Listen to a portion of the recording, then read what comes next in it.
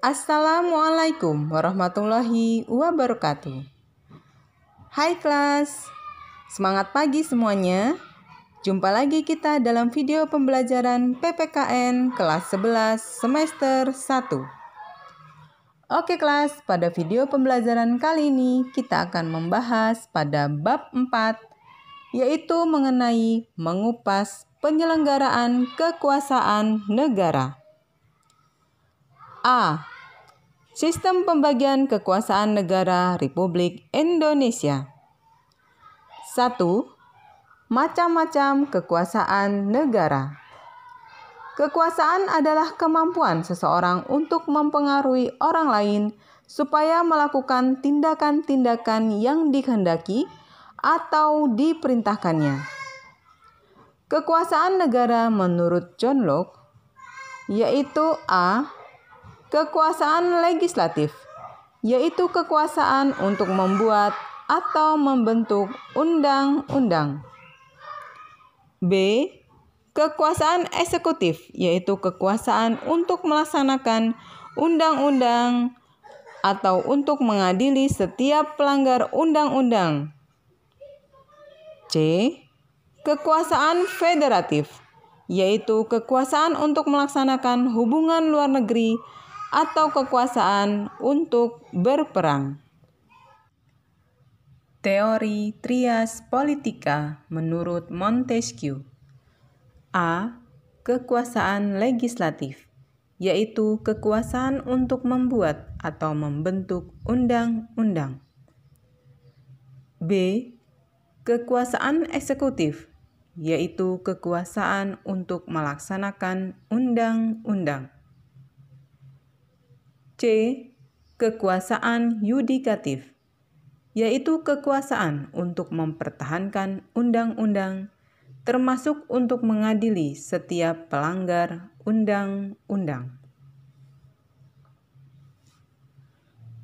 Macam-macam kekuasaan negara di Indonesia, yaitu 1. Kekuasaan konstitutif, yaitu kekuasaan untuk mengubah dan menetapkan undang-undang dasar. Kekuasaan ini dijalankan oleh MPR sesuai pasal 3 ayat 1 Undang-Undang Dasar Negara Republik Indonesia tahun 1945, yang isinya Majelis Permusyawaratan Rakyat berwenang mengubah dan menetapkan undang-undang dasar. 2. Kekuasaan eksekutif, yaitu kekuasaan untuk menjalankan undang-undang dan penyelenggaraan pemerintah negara dipegang oleh Presiden sesuai pasal 4 ayat 1 Undang-Undang Dasar Negara Republik Indonesia tahun 1945, yaitu Presiden Republik Indonesia memegang kekuasaan pemerintahan menurut Undang-Undang Dasar. 3. Kekuasaan legislatif, yaitu kekuasaan untuk membentuk undang-undang. Dipegang oleh DPR sesuai pasal 20 ayat 1 Undang-Undang Dasar Negara Republik tahun 1945, yaitu yang berisi DPR memegang kekuasaan membentuk undang-undang. 4. Kekuasaan yudikatif, yaitu kekuasaan untuk menyelenggarakan peradilan guna menegakkan hukum dan keadilan. Dipegang oleh MA dan MK sesuai pasal 24 ayat 2 Undang-Undang Dasar Negara Republik Indonesia tahun 1945, yaitu yang berbunyi, kekuasaan kehakiman dilakukan oleh sebuah Mahkamah Agung dan badan peradilan yang berada di bawahnya dalam lingkungan peradilan umum, lingkungan peradilan agama, lingkungan peradilan militer, lingkungan peradilan tata usaha negara, dan oleh sebuah Mahkamah Konstitusi. 5. Kekuasaan eksaminatif atau inspektif, yaitu kekuasaan yang berhubungan dengan penyelenggaraan pemeriksaan atas pengelolaan dan tanggung jawab tentang keuangan negara. Dipegang oleh BPK sesuai pasal 23E ayat 1 Undang-Undang Dasar Negara Republik Indonesia tahun 1945 yang berbunyi, untuk memeriksa pengelolaan dan tanggung jawab tentang keuangan negara, diadakan satu badan pemeriksa keuangan yang bebas dan mandiri. 6. Kekuasaan moneter, yaitu kekuasaan untuk menetapkan dan melaksanakan kebijakan moneter, mengatur dan menjaga kelancaran sistem pembayaran serta memelihara kestabilan nilai rupiah. Dijalankan oleh Bank Indonesia sesuai pasal 23D Undang-Undang Dasar Negara Republik Indonesia tahun 1945 yang berbunyi, negara memiliki suatu bank sentral yang susunan, kedudukan, kewenangan, tanggung jawab, dan independensinya diatur dalam undang-undang. Oke kelas, selanjutnya di bagian kedua, yaitu konsep pembagian kekuasaan di Indonesia. A. Pembagian kekuasaan secara horizontal, yaitu pembagian kekuasaan menurut fungsi lembaga-lembaga tertentu, misalnya legislatif, eksekutif, dan yudikatif. B.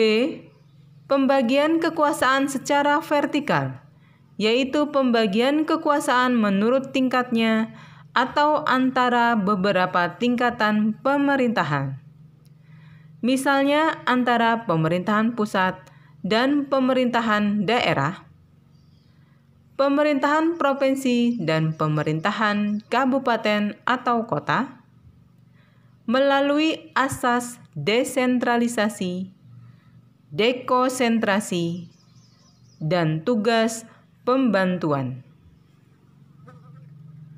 Oke kelas, kita masuk ke bagian B, yaitu kedudukan dan fungsi Kementerian Negara Republik Indonesia dan lembaga pemerintah non-kementerian.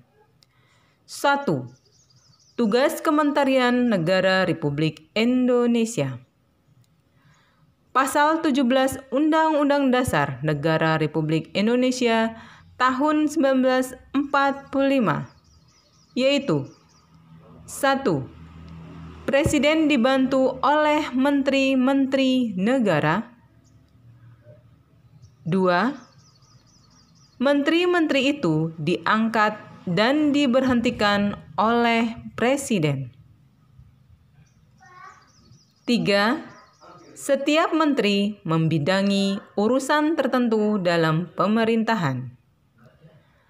4. Pembentukan, pengubahan, dan pembubaran kementerian negara diatur dalam undang-undang. Pada dasarnya, sistem pemerintahan yang diterapkan di Republik Indonesia adalah sistem pemerintahan presidensial. Akan tetapi, terdapat perbedaan dalam hal operasionalisasi sistem pemerintahan tersebut antara yang tercantum dalam Undang-Undang Dasar tahun 1945 sebelum perubahan dengan yang tercantum dalam Undang-Undang Dasar Negara Republik Indonesia tahun 1945.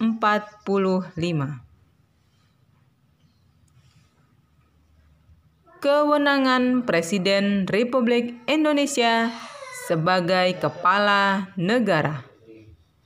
yaitu 1.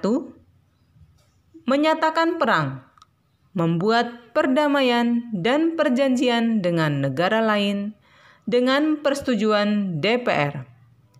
Pasal 11 ayat 1. 2. Menyatakan keadaan bahaya. Pasal 12. 3. Mengangkat duta dan konsul. Pasal 13 ayat 1. 4. Memberi gerasi, rehabilitasi, dengan memperhatikan pertimbangan MA. Pasal 14 ayat 1. 5. Memberi amnesti dan abolisi dengan memperhatikan pertimbangan DPR. Pasal 14 ayat 2. Kewenangan Presiden Republik Indonesia sebagai kepala pemerintahan, yaitu 1. Memegang kekuasaan pemerintahan. Pasal 4 ayat 1. 2. Mengajukan rancangan undang-undang kepada DPR. Pasal 5 ayat 1. 4. Menetapkan peraturan pemerintah. Pasal 5 ayat 2. 4. Membentuk suatu dewan pertimbangan yang bertugas memberikan nasihat dan pertimbangan kepada Presiden. Pasal 16. 5. Mengangkat dan memberhentikan menteri-menteri. Pasal 17 ayat 2. Kementerian Negara Republik Indonesia mempunyai tugas menyelenggarakan urusan tertentu dalam pemerintahan di bawah dan bertanggung jawab kepada Presiden dalam menyelenggarakan pemerintahan negara, yaitu A. Penyelenggara perumusan, penetapan dan pelaksanaan kebijakan di bidangnya, pengelolaan barang milik atau kekayaan negara yang menjadi tanggung jawabnya, pengawasan atas pelaksanaan tugas di bidangnya, dan pelaksanaan kegiatan teknis dari pusat sampai ke daerah. B. Perumusan, penetapan, pelaksanaan kebijakan di bidangnya, pengelolaan barang milik atau kekayaan negara yang menjadi tanggung jawabnya, pengawasan atas pelaksanaan tugas di bidangnya, pelaksanaan bimbingan teknis dan supervisi atas pelaksanaan urusan kementerian di daerah, dan pelaksanaan kegiatan teknis yang berskala nasional. C. Perumusan dan penetapan kebijakan di bidangnya, koordinasi dan sinkronisasi pelaksanaan kebijakan di bidangnya, pengelolaan barang milik atau kekayaan negara yang menjadi tanggung jawabnya, dan pengawasan atas pelaksanaan tugas di bidangnya. Oke kelas, yang kedua, klasifikasi Kementerian Negara Republik Indonesia. Klasifikasi Kementerian Negara Republik Indonesia. A. Kementerian yang menangani urusan pemerintahan yang nomenklatur atau nama kementeriannya secara tegas disebutkan dalam Undang-Undang Dasar Negara Republik Indonesia tahun 1945, yaitu Kementerian Dalam Negeri, Luar Negeri, dan Pertahanan. B. Kementerian yang menangani urusan pemerintahan yang ruang lingkupnya disebutkan dalam Undang-Undang Dasar Negara Republik Indonesia tahun 1945,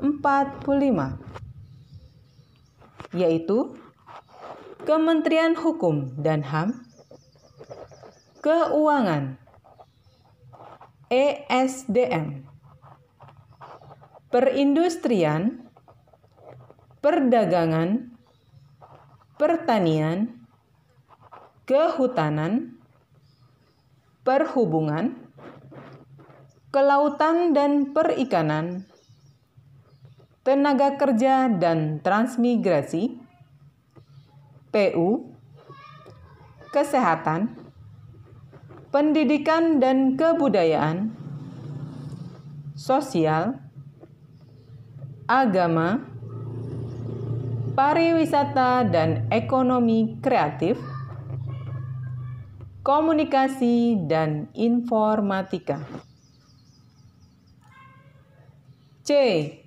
Kementerian yang menangani urusan pemerintahan dalam rangka penajaman, koordinasi, dan sinkronisasi program pemerintah, yaitu Kementerian Sekretariat Negara, Riset dan Teknologi, Koperasi dan UKM, Lingkungan Hidup, Pemberdayaan Perempuan dan PA, PAN dan Reformasi Birokrasi, PDT, Perencanaan Pemnas, BUMN, Perumahan Rakyat, Pemuda dan Olahraga. D. Kementerian Koordinator yang bertugas melakukan sinkronisasi dan koordinasi urusan kementerian-kementerian yang berada di dalam lingkup tugasnya, yaitu Kementerian Koordinator Bidang Politik, Hukum, dan Keamanan atau Menko Polhukam. Perekonomian, Menko Ekonomi. Pembangunan Manusia dan Kebudayaan atau Menko PMK. Kemaritiman atau Menko Maritim. Antara lain yaitu 1. Kementerian Koordinator Bidang Politik, Hukum, dan Keamanan, yaitu A. Kementerian Dalam Negeri, B. Kementerian Hukum dan HAM, C. Kementerian Luar Negeri, D. Kementerian Pertahanan, E. Kementerian Komunikasi dan Informatika, F. Kementerian Pendayagunaan Aparatur Negara dan Reformasi Birokrasi. 2. Kementerian Koordinator Bidang Perekonomian. A. Kementerian Keuangan, B. Kementerian Ketenagakerjaan, C. Kementerian Perindustrian, D. Kementerian Perdagangan, E.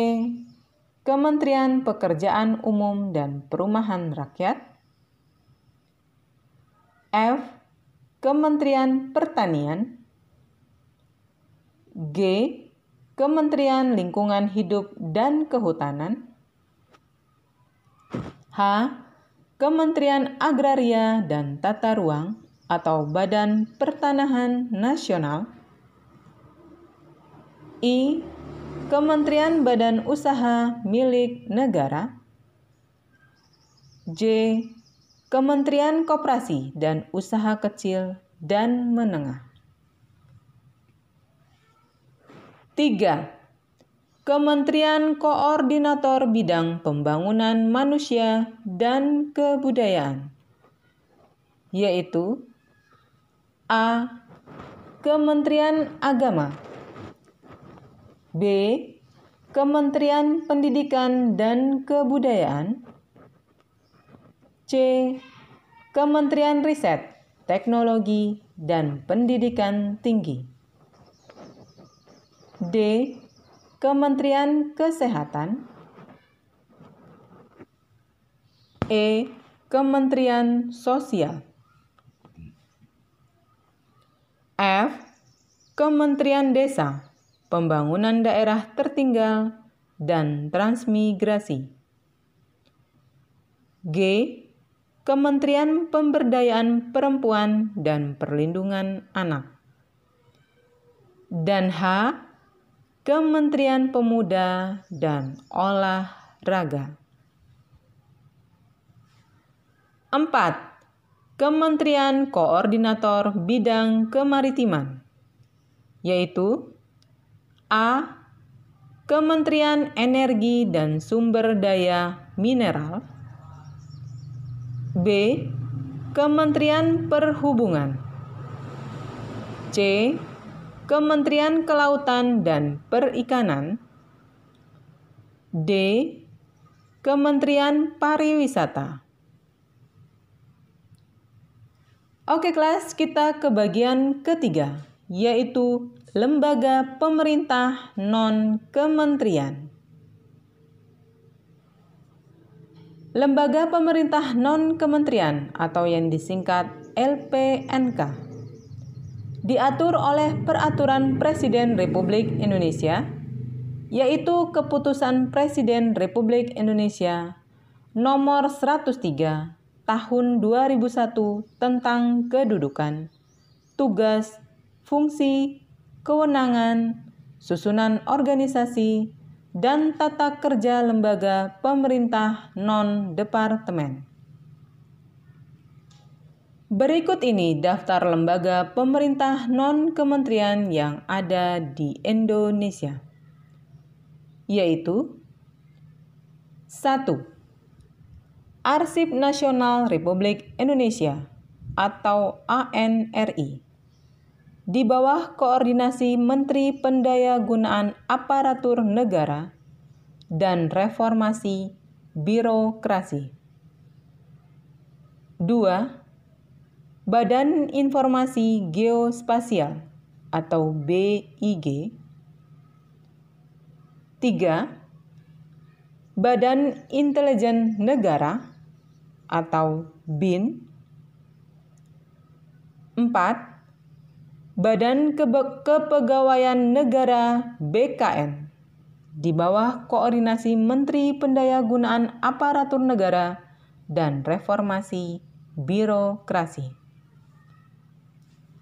5. Badan Kependudukan dan Keluarga Berencana Nasional atau BKKBN, di bawah koordinasi Menteri Pemberdayaan Perempuan dan Perlindungan Anak. 6.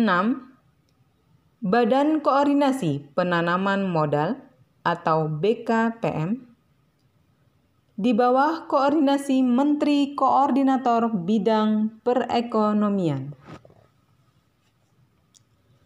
7. Badan Koordinasi Survei dan Pemetaan Nasional atau Bako Surtanal, di bawah koordinasi Menteri Riset dan Teknologi. 8. Badan Meteorologi, Klimatologi, dan Geofisika atau BMKG. 9. Badan Narkotika Nasional atau BNN. 10. Badan Nasional Penanggulangan Bencana atau BNPB. 11. Badan Nasional Penanggulangan Terorisme atau BNPT. 12. Badan Nasional Penempatan dan Perlindungan Tenaga Kerja Indonesia atau BNP2 TKI. 13. Badan Pengawas Obat dan Makanan atau BPOM di bawah koordinasi Menteri Kesehatan. 14. Badan Pengawas Tenaga Nuklir atau BAPETN di bawah koordinasi Menteri Riset dan Teknologi. 15. Badan Pengawasan Keuangan dan Pembangunan atau BPKP. Dan masih ada lagi seterusnya. Oke kelas, kita ke bagian C, yaitu kedudukan dan fungsi pemerintahan daerah dalam kerangka Negara Kesatuan Republik Indonesia. 1. Konsep pemerintah daerah, yaitu asas otonom adalah hak, wewenang, dan kewajiban daerah, provinsi dan kabupaten atau kota untuk mengatur dan mengurus sendiri urusan pemerintahan dan kepentingan masyarakat setempat sesuai dengan peraturan perundang-undangan. Tugas pembantuan adalah penugasan dari pemerintah pusat kepada pemerintah daerah dengan kewajiban melaporkan dan mempertanggungjawabkan pelaksanaannya kepada yang menugaskan. Sentralisasi, yaitu pemerintahan yang diatur dan dikendalikan oleh pemerintah pusat.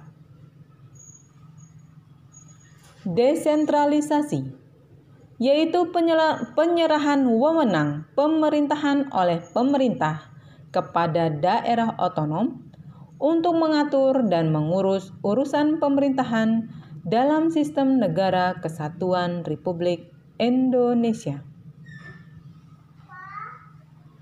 Dekonsentrasi, yaitu pelimpahan wewenang pemerintahan oleh pemerintah kepada gubernur sebagai wakil pemerintah dan atau kepada instansi vertikal di wilayah tertentu. Oke kelas, yang kedua, kewenangan pemerintahan daerah. Hak daerah antara lain: A. Mengatur dan mengurus sendiri urusan pemerintahannya. B. Memilih pimpinan daerah. C. Mengelola aparatur daerah. D. Mengelola kekayaan daerah. E. Memungut pajak daerah dan retribusi daerah. Dan seterusnya. Kewajiban daerah di antaranya: A. Melindungi masyarakat, menjaga persatuan, kesatuan, dan kerukunan nasional, serta keutuhan Negara Kesatuan Republik Indonesia. B. Meningkatkan kualitas kehidupan masyarakat. C. Mengembangkan kehidupan demokratis. D. Mewujudkan keadilan dan pemerataan. E. Meningkatkan pelayanan dasar pendidikan. Dan masih banyak lagi. Negara Kesatuan Republik Indonesia begitu luas, tidak mungkin segala urusan pemerintahan, mengelola negara, dipegang oleh pemerintah pusat saja. Tidak akan optimal, tidak maksimal. Oleh karena itu, diperlukan suatu bentuk pemerintahan di daerah yang bertugas melaksanakan kewenang-wenangan yang diberikan oleh pemerintah pusat. Oke kelas, alhamdulillah pada pembahasan di bab 4 kita telah selesai. Insya Allah bertemu kembali pada video pembelajaran selanjutnya. Thank you. See you next time. Wassalamualaikum warahmatullahi wabarakatuh. Bagi yang belum klik subscribe-nya ya. Dan klik tanda loncengnya agar tidak ketinggalan video-video saya selanjutnya. Terima kasih.